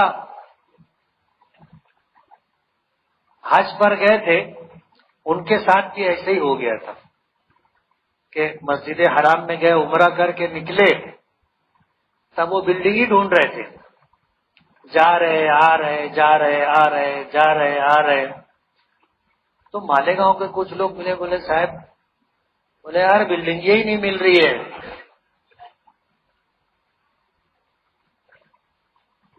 تو ان کے پاس بلڈنگ کا کارڈ تھا، اور کارڈ سے پھر پتا چلا کہ بھائی فلاں جگہ بلڈنگ ہے، وہاں لے جا کے بتایا کہ صاحب یہ بلڈنگ تمہاری ہے۔ تو اچھے لوگ بھٹک جاتے، اس لیے جانکار لوگوں کے ساتھ جاؤ گے تو آسانی رہے گی، آدمی بھٹکے گا نہیں۔ اب جب ہم لوگ پوری طرح اطمینان سے اپنا سامان وامان رکھ کر کے، وضو وغیرہ کر کے، ریڈی ہو کر کے بلڈنگ سے نکلے، تو ہم نے تلبیہ یہاں سے پڑھنا شروع کیا تھا، اور یہ تلبیہ جب تک احرام رہے گا پڑھتے رہیں گے، جہاز میں بھی پڑھتے رہیں گے، جدہ میں بھی پڑھتے رہیں گے، بس میں بھی پڑھتے رہیں گے، مکے میں بھی پڑھتے رہیں گے۔ جب عمرے کے لیے ہم لوگ نکلیں گے تو بھی تلبیہ پڑھتے ہوئے جائیں گے، دیوانہ وار، لبیک اللہم لبیک، آواز سے پڑھنے کا۔ ہماری ماؤں اور بہنوں کی آواز پردہ ہے، اس لیے وہ آہستہ آہستہ پڑھیں گی، اور مرد حضرات کو آواز سے پڑھنے کا، یہ دیوانگی ہے۔ حج کا سفر عاشقانہ سفر ہے، اس لیے جو ہے دیوانوں کی طرح آدمی یہ سفر کرتا ہے، کسی کو سمجھ میں آئے نہیں آئے، اچھا لگے نہیں لگے، اپنا کام کیا ہے؟ تلبیہ پڑھتے رہنے کا، لبیک اللہم لبیک، لبیک لا شریک لک لبیک، ان الحمد والنعمت لک والملک لا شریک لک، پڑھتے رہنے کا۔ حضور نے فرمایا بہترین حج اور عمرہ بہترین حج وہ ہے جس میں زیادہ سے زیادہ تلبیہ پڑھا جائے اور زیادہ سے زیادہ قربانی کی جائے۔ اب زیادہ قربانی تو اپنے کر نہیں سکتے، اپنے کو تو پیسہ جو لے کر کے گئے ہیں اپنے کو خرید ہی کرنا ہے، تو قربانی میں تو زیادہ پیسہ ڈالیں گے نہیں اپنے، تو کم سے کم تلبیہ تو زیادہ سے زیادہ پڑھے، اس میں تو پیسہ لگتا نہیں ہے۔ اب تلبیہ پڑھتے ہوئے ہم لوگ گئے، علماء نے لکھا ہے کہ بیت اللہ پر جو پہلی نظر پڑتی ہے، جو دعا مانگو وہ قبول ہوتی، جو دعا مانگو وہ قبول ہوتی۔ اور ظاہر بات ہے کہ پہلی نظر کتنی رہتی ہے، اس لیے اب جب ہم مسجد حرام میں داخل ہوں گے سامنے بیت اللہ نظر آئے گا، اب چلتے چلتے اگر ہم نے دیکھ لیا تو دعا مانگنے کا موقع ختم ہو جائے گا، اس لیے اپنی نظر جھکا کر کے رکھیں، مسجد میں داخل ہوں دعا پڑھیں، بسم اللہ والصلاۃ والسلام علی رسول اللہ، اللہم اغفر لی ذنوبی وافتح لی ابواب رحمتک، مسجد میں داخل ہوں تلبیہ پڑھتے رہیں، نظر نیچے رکھیں، ذرا سی ایسے اٹھاؤ گے بس سامنے بیت اللہ دکھ جائے گا، اس لیے نظر نیچے رکھ کر کے آپ چلتے رہیں تلبیہ پڑھتے ہوئے۔ جب آپ چھت والے حصے سے نکل کر کے مطاف میں آ جائیں گے، جو کھلا ہوا حصہ ہے، وہاں آنے کے بعد جو آنے جانے کا راستہ ہے اس سے ہٹ کر کے، ادھر ادھر ہٹ کر کے آپ رکیں اور تھوڑا سا ماحول بنائیں، ماحول بنائیں، دعا کرنا شروع کرے۔ فوراً دل دعا میں شامل نہیں ہوتا، اس لیے تھوڑی دیر تک دعا مانگتے رہے، اور جب اپنے کو لگے کہ اب دل بھی دعا میں شامل ہو گیا ہے اور اب رونا آنے لگا ہے، رقت پیدا ہونے لگی ہے، تو پھر نظر اٹھا کر کے بیت اللہ کو دیکھے اور جو اپنے کو مانگنا ہے مانگ لیں۔ الگ الگ لوگوں نے الگ الگ دعا مانگی، امام اعظم ابو حنیفہ رحمۃ اللہ علیہ نے کیا دعا مانگی تھی پتہ ہے؟ دعا مانگی تھی، جیسے ہی بیت اللہ پر نظر پڑی تو دعا مانگی کہ اے اللہ زندگی میں جب بھی جہاں کہیں بھی جو دعا مانگوں وہ قبول کر۔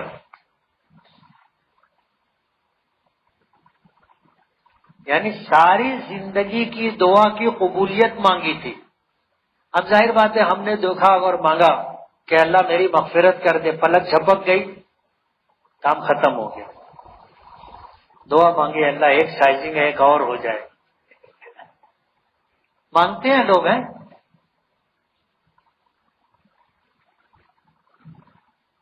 دعا ایسی مانگنی چاہیے جو جامع ہو، دنیا اور آخرت کی کامیابی، دنیا اور آخرت کی فلاح صلاح ہو، ایسی دعا مانگنا چاہیے۔ آپ بزرگوں کی دعائیں دیکھو، انہوں نے کیسی دعائیں مانگی، اس میں سے دعا چن لیں آپ کو کون سی دعا مانگنی۔ جیسے ہی بیت اللہ پہ پہلی نظر پڑے وہ دعا مانگنے کا۔ اب امام اعظم ابو حنیفہ رحمۃ اللہ علیہ نے کتنی شاندار دعا مانگی کہ اللہ زندگی میں جب کبھی جہاں کہیں جو دعا مانگوں وہ قبول کرنا۔ ظاہر بات ہے وہ اپنے گھر بھی آ کے مانگیں گے تو قبول ہوگی۔ دعا کر لے، دعا کر لینے کے بعد اب ہم کو عمرے کا احرام تو باندھ چکے تھے، ایک عمل ہو چکا تھا، دوسرا عمل ہمیں کرنا ہے بیت اللہ کا طواف، تو اس کے لیے ہمیں استباء کرنا ہے،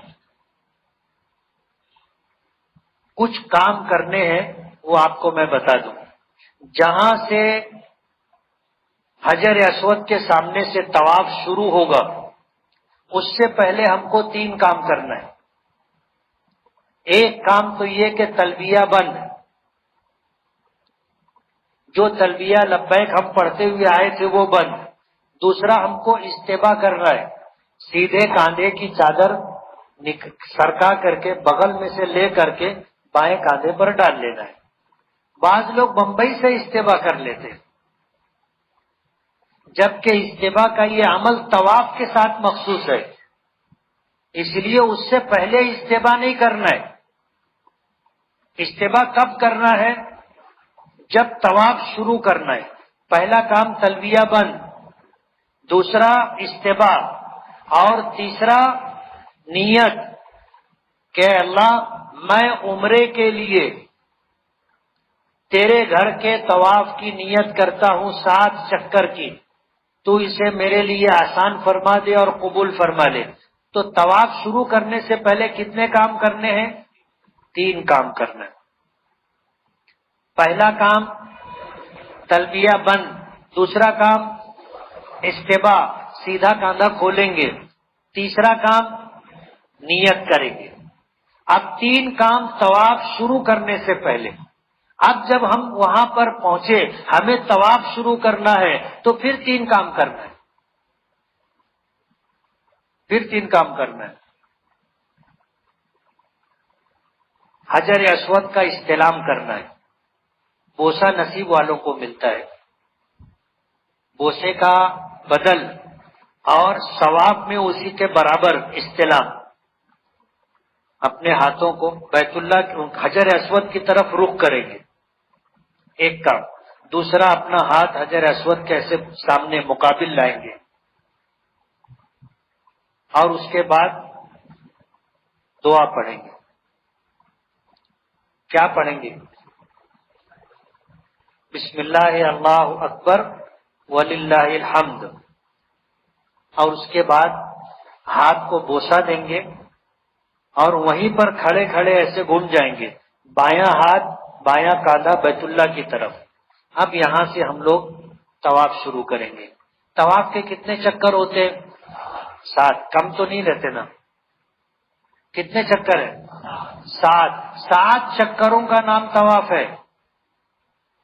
ہم لوگ گئے گروپ لے کر کے بلڈنگ میں، ایک مرتبہ عشاء کے بعد طواف کرنے جانا تھا. گروپ بنا، اب کچھ نئے لوگ تھے تو ساتھ میں جانے کے لیے تیار ہوئے. ہم لوگ لفٹ سے نیچے آئے، ریسپشن میں اور لوگ بھی تھے. مسئلہ مسائل چالو ہوا، میں رک گیا. ان لوگ کو بے چینی ہونے لگی تو ان کو میں نے کہا تم لوگ آگے بڑھو، میں آتا ہوں. وہ لوگ گئے، مجھ کو جانے میں تھوڑی دیر ہو گئی. جب میں جانے لگا تو وہ لوگ واپس آ رہے تھے. بولے ہو گیا نا؟ بولے طواف ہو گیا؟ بولے ہاں. بولے کتنا طواف ہو؟ بولے 3 طواف ہو گیا. میں حیران ہو گیا، میں نے یار اتنے وقت میں تو 1 بھی نہیں ہوتا، ان لوگ کا 3 کیسے ہو گیا؟ تو میں ان سے پوچھا کہ میں نے 3 کیسے کیے؟ بولے وہ حجر اسود سے 1 چکر مارے 1 طواف، دوسرا چکر مارے 2 طواف، تیسرا چکر مارے 3 طواف. ارے میں نے 7 چکر کو 1 طواف بولتے، تم تو ایک ہی چکر کو 1 طواف بول رہے. چلو واپس. 7 چکر ہوتے. احرام کی حالت میں جب ہم عمرے کے لیے طواف کریں گے یا حج کے لیے طواف کریں گے تو پہلے 3 چکروں میں رمل ہے، یاد رہے گا. پہلے 3 چکر میں رمل. رمل کے معنی آتے ہیں چھوٹے چھوٹے قدم رکھنا، تیزی سے چلنے کی کوشش کرنا اور اکڑ کر کے چلنا. سمجھ رہے ہو؟ اکڑ کر کے چلنا پہلوانوں کی طرف. زندگی میں کبھی آدمی چلا نہیں رہتا ہے، وہ بیوی ساتھ میں رہتی، جیسے وہ ایسے کرتا ہے، بولے ہی کیا کر رہے ہو.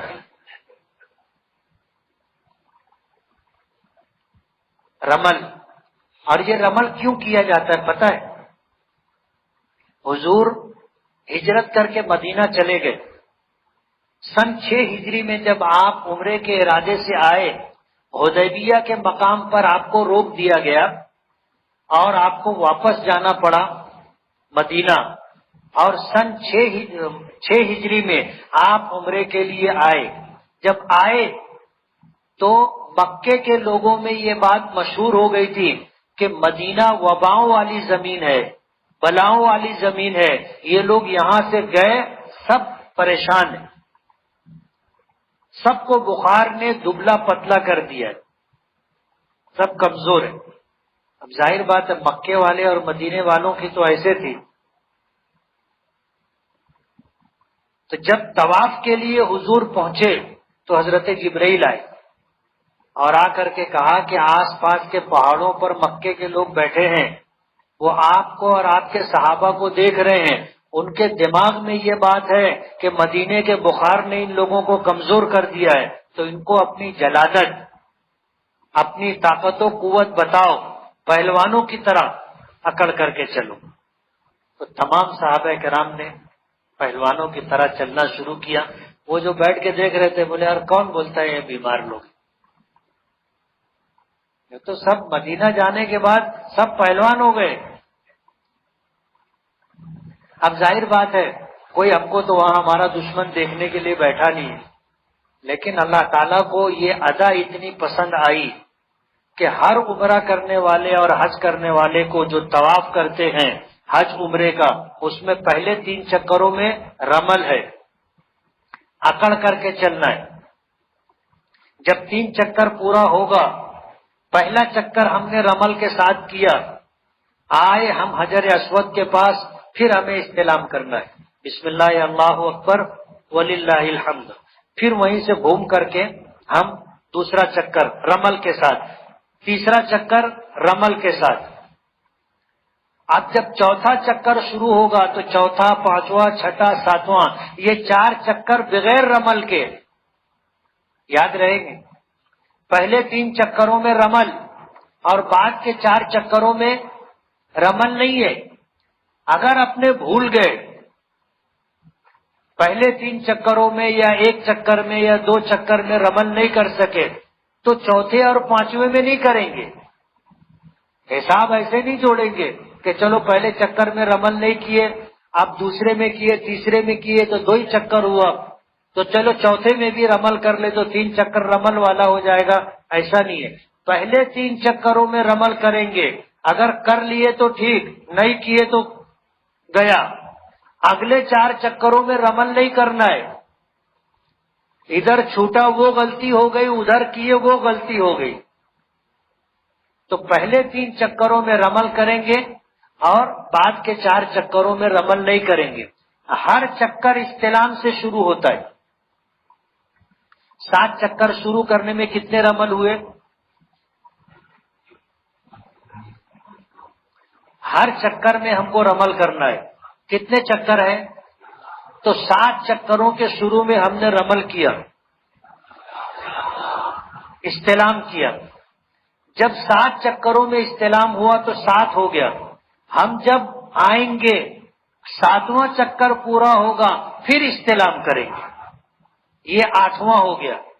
اب اس کے بعد 8 استلام کے بعد ہم لوگ مقام ابراہیم کے پیچھے جہاں ہم کو اطمینان سے 2 رکعت نماز واجب الطواف پڑھنے کا موقع ملے گا، وہاں پہ 2 رکعت نماز واجب الطواف پڑھنا ہے۔ جو لوگ طواف کر رہے ہیں ان کے بیچ میں نہیں پڑھنا ہے، ورنہ آپ نماز نہیں پڑھ پاؤ گے، لوگ آپ کو راؤنڈ دیں گے، کچل دیں گے، دھکیل کے کہیں سے کہیں پہنچا دیں گے۔ وجہ اس کی یہ ہے کہ جیسے پیچھے آدمی طواف کر رہا ہے تو اس کے پیچھے بھی لوگ ہیں نا، وہ آپ کو دیکھا آپ سجدے میں ہیں، اب وہ نہیں چاہتا آپ کے اوپر پیر رکھنا، لیکن پیچھے سے ریلا ہے، ظاہر بات ہے اس کو تو آگے جانا ہے تو وہ پھر تمہارے اوپر پیر رکھ کے جائے گا۔ اب ظاہر بات ہے کوئی اگر ترکی یا مصری اگر پیر رکھ دیا نا تو ہم لوگ بولیں گے چین، اتنے وزندار رہتے وہ لوگ، افریقی جو کالے لوگ ہوتے ہیں، اس لیے اپنی جان مصیبت میں نہیں ڈالنے کا۔ بعض لوگ سیانے بنتے، بولتے طے پڑھ میں کھڑے ہوں، اب وہ آدمی پڑھ رہا ہے ایسے کھڑا ہے، وہ جب ریلا آتا نا تو اس کو اور جو نماز پڑھ رہا ہے اس کو دونوں کو لے کر کے چلا جاتا ہے۔ تو یہ نہیں کرنا، ہم کو شریعت نے اجازت دی ہے، جہاں جگہ ملے ہم کو وہاں نماز پڑھنا ہے۔ مقام ابراہیم کی طرف جگہ نہیں ملے تو آپ پورے مسجد حرام میں کہیں بھی پڑھ سکتے ہو، تو اگر ادھر جگہ ملے ادھر جگہ ملے، جہاں آپ 2 رکعت نماز واجب الطواف اطمینان سے پڑھ سکو آپ وہاں پہ 2 رکعت واجب الطواف پڑھ لو۔ 2 رکعت پڑھ لینے کے بعد دعا کرو، یہ بھی دعا کی قبولیت کا وقت ہے، یعنی طواف کرتے ہوئے بھی جو دعا آپ مانگو گے قبول ہوگی، اور پھر واجب الطواف پڑھنے کے بعد جو دعا مانگو گے وہ دعا قبول ہوگی. دعا کر لو، اس کے بعد اب آپ کو صفا مروہ کی سعی کرنی. اجتماع ختم ہو جائے گا، طواف پورا ہوا، کاندھا ڈھانک لیں گے، یاد رہے گا، کاندھا ڈھانک لیں گے، 2 رکعت نماز واجب الطواف پڑھیں گے، دعا کریں گے، پھر حجر اسود کے سامنے آ کر کے استلام کریں گے. یہ 9واں استلام رہے گا، 9واں. اس کے بعد استلام کر کے آپ صفا پہاڑی پر جائیں. صفا جائیں گے اور وہاں جا کر کے آدمی نیت کرے گا کہ اللہ میں عمرے کے لیے صفا مروہ کے درمیان سعی کی نیت کرتا ہوں 7 چکر کی، اسے تو میرے لیے آسان فرما دے اور قبول فرما لے. قرآن کریم کی آیت ہے ان الصفا والمروہ من شعائر اللہ فمن حج البیت او اعتمر فلا جناح علیہ ان یطوف بہما ومن تطوع خیرا فان اللہ شاکر علیم. یہ ایک آیت یاد کر لینا، 2 پارے میں 3 رکوع میں، اسے یاد کر لینا. تو نیت کرنا ہے سعی کی. کیا نیت کرنا ہے کہ اللہ میں عمرے کے لیے صفا مروہ کے درمیان سعی کی نیت کرتا ہوں، اسے آپ میرے لیے آسان فرما دے اور قبول فرما لے. اور اس کے بعد صفا سے آپ داہنی طرف کا جو راستہ ہوگا ادھر سے چلنا شروع کرو گے. تھوڑی دور چلو گے، ہرے لائٹ آئیں گے، وہاں سے آپ کو جہاں تک ہرا لائٹ ہے وہاں تک دوڑ کر کے تیزی سے چلتے ہوئے جانا ہے. اور جب ہرا لائٹ ختم ہو گیا پھر وہاں سے آپ کو چلتے ہوئے جانا ہے، دوڑنا نہیں. صفا سے چلیں گے تو چلیں گے، ہرا لائٹ آئے گا تو تیز چلیں گے، دوڑیں گے، ہرا لائٹ ختم ہو جائے گا دوڑنا بند کر دیں گے، پھر چلنا شروع کریں گے. مروہ پر جائیں گے، پھر جا کر کے یعنی جب ہم پہلا چکر شروع کریں گے نا تو ہم دعا کے لیے رخ کریں گے بیت اللہ کی طرف. بیت اللہ نظر آتا ہے صفا سے، دعا کریں گے بیت اللہ کا رخ کر کے، دعا کر کے پھر وہاں سے ہم چلیں گے. اسی طرح مروہ پر جائیں گے. یہ ہم مروہ تک پہنچے تو یہ ایک چکر ہو گیا. حالانکہ اگر دیکھا جائے چکر کس کو بولتے ہیں؟ صفا سے چلے صفا پر آئے تو ایک چکر اپنا جو چکر مانا جاتا ہے. لیکن یہ صفا سے مروہ آدھا کلومیٹر ہے. کتنا ہے؟ آدھا کلومیٹر. اب ظاہر بات ہے ایک چکر بولے تو 1 کلومیٹر اور 7 چکر بولے تو 7 کلومیٹر. اچھے نہیں کر پاتے، تو شریعت نے اسے آسان کر دیا کہ صفا سے آپ مروہ چلے گئے 1 چکر، حالانکہ ہوا آدھا، لیکن شریعت نے اس کو 1 چکر مانا. مروہ سے صفا پر آئے 2، صفا سے مروہ پر گئے، مروہ سے صفا پر آئے، صفا سے مروہ پر گئے، مروہ سے صفا پر آئے اور صفا سے مروہ پر گئے، 7 چکر. یہ ہوا 3.5 چکر، لیکن اس کو 7 چکر مان لیا ہے. جب ہم نے مروہ پر جا کر کے 7واں چکر پورا کر لیا تو صحیح مکمل ہو گئے. اب ہم دعا کریں گے کہ اللہ ہمارے اس عمل کو، عمرے کو قبول فرما لے. جو دعائیں مانگی ہیں وہ دعائیں قبول فرما لے. اور اس کے بعد ہم اپنا سر منڈوا لیں گے، احرام کی ساری پابندی ختم ہو جائے گی. یہ ہے عمرہ. عمرے میں ہے ایک احرام، احرام ہے شرط، اس کے بغیر عمرہ نہیں ہوگا. دوسرا عمل ہے بیت اللہ کا طواف، یہ ہے فرض. اور تیسرا عمل ہے صفا مروہ کی سعی، یہ ہے واجب.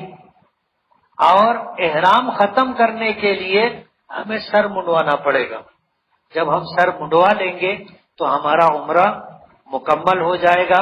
اب ہم اپنے روم پر جا کر کے اچھی طرح صابن سے غسل کر سکتے. اس لیے کہ بال کٹوانے کے بعد احرام ختم ہو جاتا ہے. احرام ختم ہونا مطلب ہے کہ پابندی ساری ختم ہو گئی. اب اس کے بعد ہمیں حج کا انتظار کرنا ہے، اور اس درمیان اگر ہم اور عمرہ کرنا چاہیں تو اور عمرہ بھی کر سکتے ہیں. اس کے لیے احرام باندھنے کے لیے ہم کو حدود حرم سے باہر جانا پڑے گا. انشاءاللہ کل آگے کی تفصیل بتائیں گے. سبحان اللہ و بحمدہ، سبحانک اللہم و بحمدک، نشہد ان لا الہ الا انت، نستغفرک و نتوب الیک.